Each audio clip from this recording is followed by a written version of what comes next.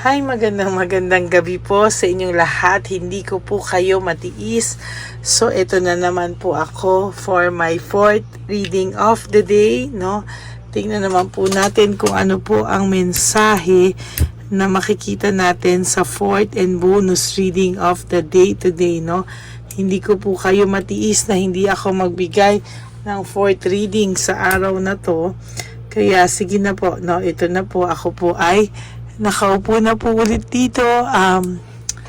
Ako po ay talagang gusto ko sanang magpahinga at ipahinga yung aking ulo kasi medyo po sumasakit at talagang sabi sa inyo medyo na-drain po ako at basta may ginawa po kasi ako na medyo na-drain ako. So, ngayon po ay tingnan po natin kung ano po ang fourth reading of the day. For the meantime, balasahin muna po natin itong ating baraha.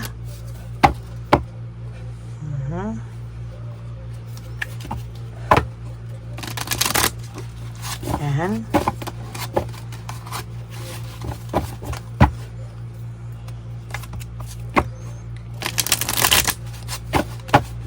Balasahin po muna natin ang ating baraha.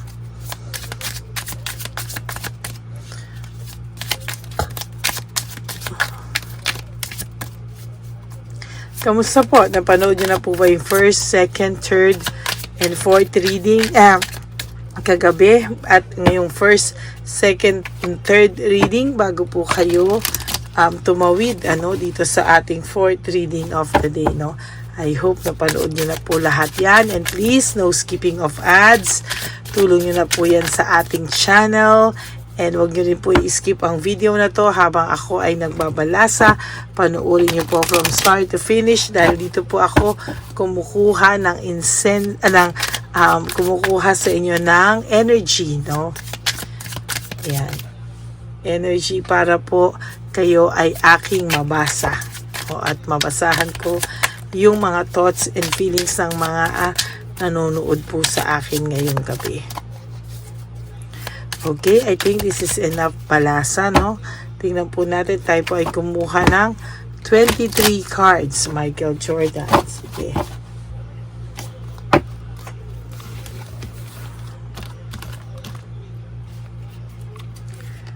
One, two, three, 4, 5, 6, 7, 8, 9, and 10. And then 1, 2, 3, 4, 5, 6, 7, 8, 9, 10, 11, 12, and 13.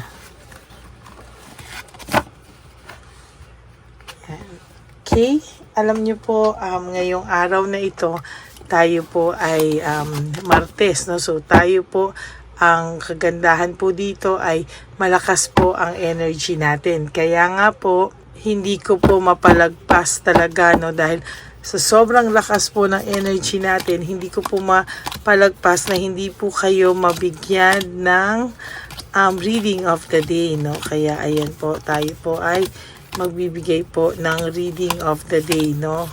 Ng fourth and bonus reading. So, I hope na kayo po ay nakapanood na ng lahat ng readings. For your first card, this is all about self-pity, no? May nagsa-self-pity po dahil sa iyong pagkawala, loss, grief, no? Ito pong Five of Cups is all about self-pity, no? Nag-iisip din po itong taong ito, no? Naiisip ka po niya ngayon, no? Ang tagal po, akala niya po nakalipas na po ang lahat. Ang akala niya po ay wala nang dating sa kanya ang lahat at ikaw po ay nakalimutan na ng taong ito. Pero bakit daw po ganun, ano? Naiisip ka pa rin daw po niya, and true enough, hindi ka po nakakalimutan ng taong ito. Lalo na po pag sila ay nag-aaway, no, kung sino man po itong maybe may third party, no, na pinagpalit sa'yo, maybe dahil for those of you na hindi pa sila hiwalay, talaga pong nakakakita po ako dito na talaga pong pinag-aawayan ka po ng matindi, at sa nakikita ko po ay hindi po sila titigil, no, hanggang nakikita ka po o naiisip ka po ng third person nyo or third party nyo, at nakikita niya po ang person mong nag-iisip ng malayo, ikaw po ang binibintang nito, no? Ikaw po agad ang nakikita niyang dahilan ng kalungkutan, emptiness ng inyong person, ano? Kaya kung ako po sa kanya, no, ay talaga kausapin niya sana ng heart to heart yung inyong mga person, at tanggapin niya po kung wala po na talaga sa kanyang pagmamahal, para hindi na po mag-acting sila, no? Siya po ang nag-trap sa sarili niya. Siya po ang nagpasok ng ganyang sitwasyon sa sarili niya, no? Talaga pong sa nakikita ko, iniisip niya po ngayon kung ikaw daw po ba ay ipaglalaban niya o tuluyan na lang niyang ikaw titiisin, ano? Nag-iisip po ito kung ikaw po daw po ba ay paglalaban niya, kung ikaw daw po ba ay titiisin na lang niya at tuluyan ka na niyang pakawalan, ano? Yan po ang nakikita ko. Kung ano po ba ang mangingibabaw dyan, tingnan po natin, ano? Teka, sulat muna po natin at ako po ay makakalimutin na.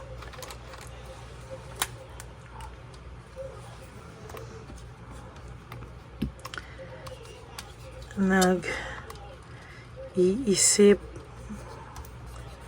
siya kung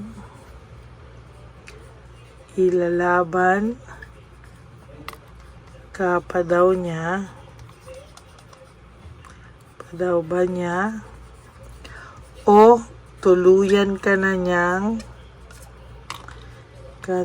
niyang tiisin at i-let go kahit masakit. Kaya nag-iisip po siya kung tuluyan ka na niyang, kung ilalabang ka pa ba niya o tuluyan ka na lang niya pong titiisin at i-let go kahit masakit, no? Siya po talaga ay nag-iisip po sa mga oras na to. Kung dati po ay matapang to, walang pakialam kung anong mga gawin sa'yo, wala siyang pakialam kung anong ginawa niya sa'yo, pero ngayon po hindi. Siya po ay namumblema at siya po talaga ay nanghina at siya po ay nagkaroon ng weakness, no?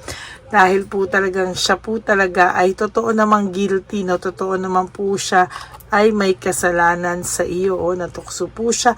Hindi niya po inakala na darating siya sa ganitong kalalim na sitwasyon sa kanyang buhay, no? The world in reverse is all about bad luck, frustration, pagiging stagnant, no? Stagnant po siya sa sadness, negativity, bad luck. Yan po ang nakikita ko, no? Talagang mahihirapan po ito for the next few weeks and for the next few months, no? Yung lahat po ng inakala niyang pangarap ay failure po, no? Mga unrealistic na mga pangarap niya po ay talagang hindi po yan matutupad. Naiisip niya po kung ano man po ang koneksyon na meron kayo. Naiisip niya po yung naging samahan nyo. Naiisip niya po yan lahat. And finally, no, hindi po yan talaga makakatulog. Talaga, kung bakit ka nagigising talaga, sinasabi ko po talaga sa'yo na because naiisip ka po ng person mo, no? At talagang nag-iisip po siya, ayan, nagre-reflect siya, the hermit, no, upward, no? Upward hermit is all about reflection, understanding, no? Wisdom, no? Talaga pong siya ay nag-iisip ng malalim at talagang hindi niya po alam kung ano po ang naghihintay sa kanya. Kaya siya po ay hindi makadesisyon, nagre-reflect po ito talaga. At talagang nag-iisip siya kung ilalaban ka pa ba niya, titiisin ka na niya, okay na, kung ano man sitwasyon nyo, hayaan na lang niya, let it stay that way. O ikaw po ay kanyang ipaglalaban, ano? Kaya yan po ang nakikita ko, talagang nag-iisip to. Very undecided pa po siya. Wala pa po siyang desisyon at direksyon sa ngayon, no? Para undecided pa po siya sa mga bagay-bagay, at sa nakikita ko hindi niya po alam kung hanggang kailan po siya magiging undecided, no? Wala po itong suportang nakukuha sa kahit sino. Kung dati po itong taong to ay naging very supportive ka dito, talagang lahat ay binuhos mo po sa taong ito, ngayon po ay namimiss niya po yung samahang meron kayo. As a matter of fact, the Sun in reverse is all about sadness, depression, anxiety, no? Ayan po ang mga nakikita ko, frustration. Yan po ang the Sun in reverse. Yan po ang meaning niyan, ano? So talagang hindi niya alam talagang ano ba ang mananalo, no? Talagang sa huli ba, mananalo ba na ipaglaban ka niya, o bitawan at i-let go ka na lang niya, no? At tiisin ka na lang niya. Siya po ay overstress, no? Parang kung gagawin naman daw niya yan, parang hindi naman din siya mapapakali, no? Araw-araw ka rin niyang iisipin, pero wala po siyang lakas ng loob kasing humarap sa iyo, no? Talagang alam niya po na siya ang sumira sa inyo, sa maganda niyong samahan. Broken family, broken dreams, shattered dreams, lahat po ay bumagsak nung ikaw ay nawala, no, na kagagawan po niya. Very disorganized po ang buhay ng tao ngayon na ito. Kung akala mo po siya po ay makakaahon, ano, sa mga susunod na panahon, hindi po, maling-mali po, at hindi po siya makakaahon, ano. Gusto niya pong lumayo, gusto niya pong mag-isip, gusto niya pong magpakalayo-layo muna at mag-isip, no. Leaving behind, moving away, moving on. Talagang gusto po nitong umalis at makapag-isip-isip siya. At talagang sa nakikita ko po, meron po talaga siyang frustration and talagang depression, ano. Judgment in reverse is all, yan po ang meaning nun, ano. Kasi kung upward yan, rewards yan or blessing, no. But yan po ang nakikita ko talaga. The Hangman, wala pa po siyang aksyon na ginagawa, no. Itong taong to, sooner or later, kailangan niya na ng aksyon, kailangan na po niyang gawin kung ano po ang nararapat bago pa po maging disaster ang buhay niya, no. There will come a time that this person, mafe-feel niya po yung pagbagsak sa buhay niya, mararamdaman niya po lahat ng mga hindi niya inaakalang mangyayari sa kanya. Lahat po yan ay mangyayari sa kanya. Pagguho ng kanyang mga pangarap, ng kanyang mga plano, talaga pong hindi po yan matutuloy, no. Talagang lahat yan ay pabagsak, no. Dati po ay may willpower, may desire, pero ngayon po lahat po ay talagang hindi po siya motivated, lack of passion siya, uninspired po ang taong ito, no. Alam niyo po ba, ang taong in love should be very inspired, pero baliktad na baliktad po ang nangyari sa taong na ito, no. There is also betrayal sa mga taong nakapaligid sa kanya, at sa nakikita ko po ay karma niya talaga ang nangyari sa kanya, no. Kaya ngayon hindi siya makapag-decide kung babalik ba siya sa iyo, let go ka ba niya, titiisin na lang ba niya yung sakit, no, or ipaglalaban ka pa niya at hindi siya titigil hanggang hindi mo pa siya napatawad. So ngayon sa nakita natin sa cards, talagang naglalaban po ang isip niya. Kung ano man po ang maging desisyon niya, wala pa po tayong nakikita dito. The Hangman, ano, wala pa po siyang desisyon sa ngayon. Okay?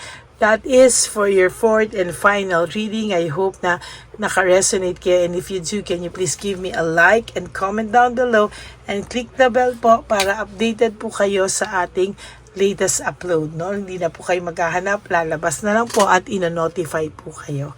Okay, maraming salamat po sa inyo. And for those of you who would like to have a private reading with me, you can message me po at Ladyly Elena, that's Ladyly Elena, nasa dulo po yan ng ating video. Diyan nyo lang po ako makukontak, no. Nilabas ko lang din po ang fake account ng Lady Elena na kung saan siya po ay nang i-scam ng mga subscribers natin. Kaya ready lang po kayo pag may nag-message sa inyo. Be careful, ha, wag po kayong magpapauto, at alam niyo po kung ano ang aking official and legit FB account. Okay? Maraming salamat po sa inyong lahat. And sa akin naman po mga ever loyal, solid, and faithful na Lady Elena family, I love you all from the bottom of my heart. At alam ko po no, na sincere ang bawat isa sa inyo pag ako ay nakakabasa ng mga messages nyo na may I love you, ganyan. Talaga pong na-appreciate ko lahat kayo at talaga pong mahal na mahal ko naman po kayo. At kahit nasang lupalo po ako ng daigdig, yung pangako ko po sa inyo na reading of the day ay akin pong tutuparin kahit po anong mangyari. Okay? Maraming salamat po sa inyong lahat. And lagi ko pong bilin sa inyo is to wake up each day, you live for today. No? You do things that will make you happy for today. Enjoy your life. Huwag nyo muna po isipin ang mga bagay na wala sa inyo o kulang sa buhay nyo. No? Basta mag-focus lang po kayo sa sarili nyo. Prioritize yourself. Be grateful that you are still alive and that meron po tayong time. And para tayo ay magbago no, sa ating mga nagawang mga pagkakamali sa ating sarili at sa mga maling desisyon natin sa buhay. And also you have to love yourself because self-love is still the best love of all. No? Kaya sabi ko nga po sa inyo, ang pagmamahal sa sarili, ang tanging pagmamahal na naibibigay natin o mabibigay natin na tayo lang ang may responsibilidad at obligasyon na mahalin ang ating mga sarili. Yung mga darating po sa atin na gusto natin na magmamahal sa atin, it is just a bonus, no? Dapat po ikaw pa lang ay kompleto na. Okay? And you have to also realize that life is so short. Don't make it shorter by stressing yourself from all the pains and heartaches na binigay sa inyo ng kahapon. Just surrender everything to the divine universe and just let go and let God write your life and love story. Magbabalik po ako for another set of reading. Huwag po kayong malulungkot. Ako po ay magbabalik. For the meantime, panoorin niyo po lahat ng videos na hindi niyo pa po na papanood at maraming salamat po sa inyong lahat. God bless you all and I love you all. Bye! Okay, update po, may nagpanggap pong subscriber natin na siya po ay magpapahula sa fake na Lady Elena, kaya ayan hinihingan po siya ng $80 at ang cell po niya ay nabigay at nakuha. Ang pangalan niya po sa cell ay Julian Albert, no? Siya po ay may cell account din, kaya mag-iingat po kayo. Ayan po, no, kung sino man po yung scammer na Julian Albert na yan, no, iinsensuhan po natin yan para siya po ay makonsensya. Kung wala man po siyang konsensya, at least po bumalik sa kanya lahat po ng kanyang ginagawa at maling-mali po yan, ano. Basahin niyo po lahat yan, makikita niyo po, ayan po ang cell number niya at Julian Albert na yan, ano, para po talagang ma-report din po natin yan na siya ay gumagamit ng cell account na Julian Albert. Mag-ingat po kayo. Ayan po yung number niya. Ayan po yung pangalan niya. Huwag po kayong magpauto. Nakita nyo naman po, no, napakalayo po ng pangalan ko sa pangalan ng pinagsisendan nyo po ng account o ng pera. Kaya mag-ingat po kayo at beware sa scammer na to. At talagang ayan po, pinost ko po ang kanyang pangalan dito para maging babala po sa inyong lahat. Maraming salamat po. At mag-ingat po kayo, pakireport po ang page na yan, ang messenger niya na Lady Elena. Maraming salamat po and God bless you all. Ayan, sa susunod po makikita niyo yung account niya na ire-report niyo. Salamat po na marami. Magandang gabi po ulit sa inyong lahat. Ako po ay muling nagpapaalala sa inyo na mayroon pong lumalabas sa FB at Messenger account na fake account po, no, nang hihingi po ng $25 through PayPal at hindi po yan totoo. Huwag po kayong maniwala dyan. At pag sinabi mo po na gusto ko pong marinig ang boses nyo or makita kayo, ang sasabihin po ay magbibigay kami ng link. Buksan mo yan at pagkatapos ay makikita mo ako. Huwag po kayong maniniwala dahil yan po ay hindi totoo. Yan po ay isang malaking scam na pag binuksan nyo po ay mahahack po lahat sa inyo. Mahahack po ang inyong mga personal details. Lahat ay mahahack. Ako po ay nalulungkot na ito po ay nangyari. Ngunit sa talagang may mga tao pong masasama at may mga tao po talagang hindi makatiis na hindi gumawa ng masama sa ibang tao. Pero maging aware po sana kayo, tulungan niyo po ako, i-report po natin yung fake na yan at sa FB para siya po ay mawala na at wala na po siyang mabiktima pa, no? Nandyan po lahat ng details at maraming salamat po sa inyong lahat. Maraming salamat po sa inyong lahat at mag-iingat po kayo.